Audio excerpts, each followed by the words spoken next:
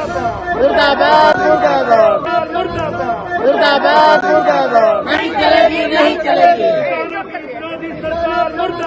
मुर्दाबाद मुर्दाबाद। अब मैं देख रहा हूं कि हमारे गाजीपुर बॉर्डर पर और टीकरी हो चाहे सिंगू बॉर्डर हो, सब पर सड़क खोदकर कंक्रीट की दीवारें बना दी गई हैं।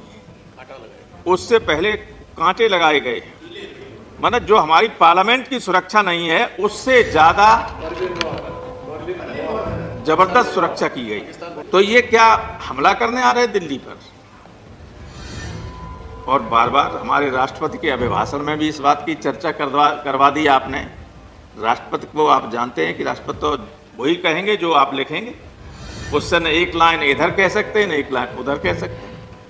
वो अगर अपने मन की बात कहना चाहें तब भी नहीं कह सकते। अब किसान अपनी मन की बात कहना चाहता है, इसलिए आया क्योंकि वो अगर टेलीविजन और रेडियो पे उसकी बात आ नहीं सकती। मेरा ये सवाल है कि आप कहते हैं कि किसानों के लिए कानून लाए, किसानों के लिए कानून लाए, किसान कहते हैं कि हमारे लिए कानून ठीक नहीं। जब उनके लिए ठीक नहीं, जिनके लिए लाए हो, तो आप क्यों जबरदस्ती उनके ऊपर लाद रहे हो कानून? वो कह रहे हैं कि हमारे लिए नुकसानदायक है, आप कह रहे हैं हम आपके लिए लाए।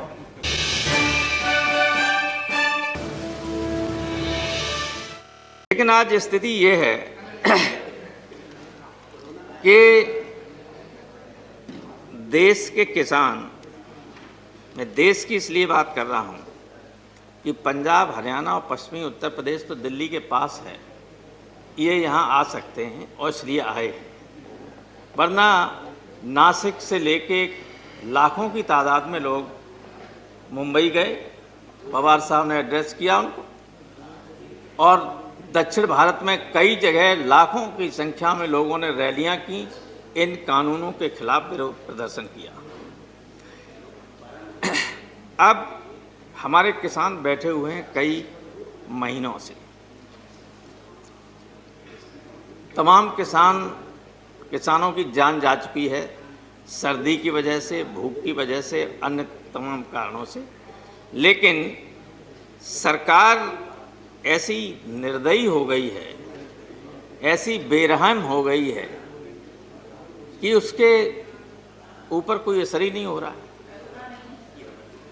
कोई असर नहीं हो रहा है।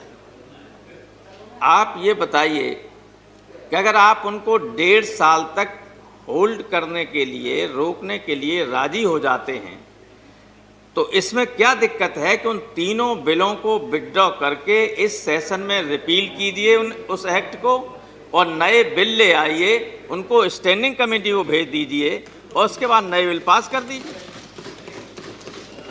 अगर पहले भी आपने विपक्षी मांग मान ली होती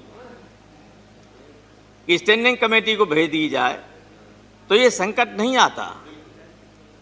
अब मैं देख रहा हूं कि हमारे गाजीपुर बॉर्डर पर और टीकरी हो चाहे सिंगू बॉर्डर हो, सब पर सड़क खोदकर कंक्रीट की दीवारें बना दी गई हैं। उससे पहले कांटे लगाए गए हैं। मतलब जो हमारी पार्लियामेंट की सुरक्षा नहीं है, उससे ज्यादा जबरदस्त सुरक्षा की गई। पाकिस्तान बॉर्डर पे भी ऐसा नहीं है, मैंने तो वो बॉर्डर भी देखी, वहां भी इस तरह का नहीं है। तो ये क्या हमला करने आ रहे हैं दिल्ली पर? और बार बार हमारे राष्ट्रपति के अभिभाषण में भी इस बात की चर्चा करवा दी आपने। राष्ट्रपति को आप जानते हैं कि राष्ट्रपति तो वही कहेंगे जो आप लिखेंगे। उससे न एक लाइन इधर कह सकते हैं, न एक लाइन उधर कह सकते हैं।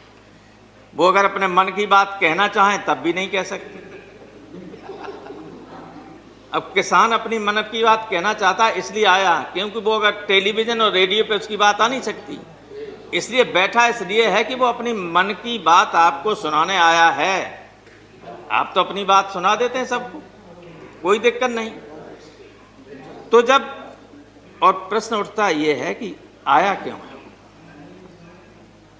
मेरा ये सवाल है कि आप कहते हैं कि किसानों के लिए कानून लाए, किसानों के लिए कानून लाए, किसान कहते हैं कि हमारे लिए कानून ठीक नहीं। जब उनके लिए ठीक नहीं, जिनके लिए लाए हो, तो आप क्यों जबरदस्ती उनके ऊपर लाद रहे हो कानून? वो कह रहे हैं कि हमारे लिए नुकसानदायक है, आप कह रहे हैं हम आपके लिए लाए।